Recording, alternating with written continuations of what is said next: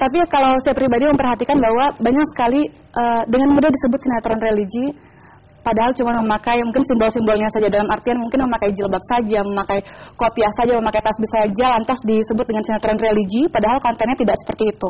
Tetapi kalau ketika Cinta Bertasbih, saya pribadi merasakan bahwa tidak hanya simbol yang digunakan, tapi juga kontennya, isinya, esensinya, itu adalah nilai-nilai keislaman, sehingga ketika masyarakat menonton KCB itu sendiri akan mendapatkan suatu ilmu, suatu pencerahan. Jadi apa nih misalnya? Contohnya pencerahan apa yang bisa didapat? Ya benar sekali, ketika di serialnya ini sendiri merupakan kelanjutan dari filmnya. Di situ diceritakan mengenai kisah rumah tangga Ana dan Azam.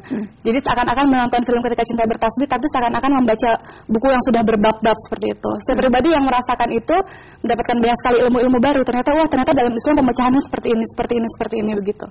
Tapi secara umum melihat bahwa sinetron religi di tanah air lebih banyak mengumbar simbol atau lebih banyak melihat semata-mata wah azab Tuhan akan datang, atau kemudian menggambarkan Tuhan sedemikian kejam dengan memberikan hukuman-hukuman kepada umatnya di dunia?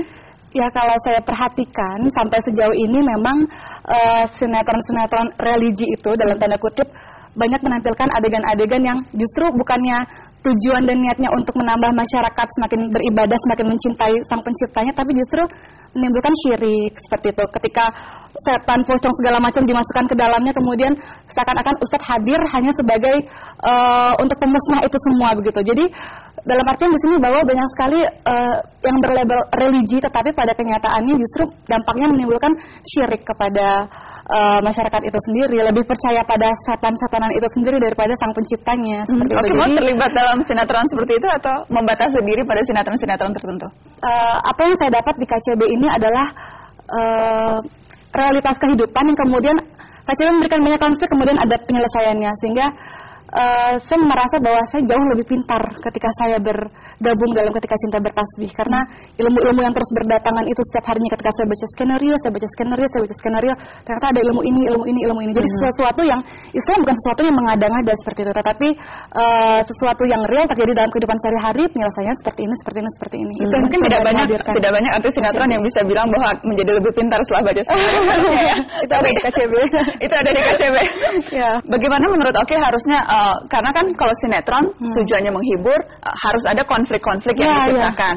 Kemudian juga ada tuntutan rating, tuntutan pasar, selera pemirsa dan sebagainya. Bagaimana sebagai artis gitu, bagaimana seharusnya keseimbangan itu dicapai lewat sinetron-sinetron yang bernuansa religi seperti ini? Ya, sinetron-sinetron itu adalah yang diangkat dari sinetron adalah realitas kehidupan seperti itu, sehingga konflik-konflik yang dihadirkan itu memang sangat perlu. Tapi kemudian konflik-konflik itu berisi pemecahan-pemecahan secara Islami, dalam artian bahwa pemecahannya itu bukan pemahaman Islam secara dangkal, tetapi pemahaman-pemahaman yang coba diberikan adalah solusi-solusi yang terbaik, yaitu ada di dalam artian di ajaran Islam itu sendiri seperti itu.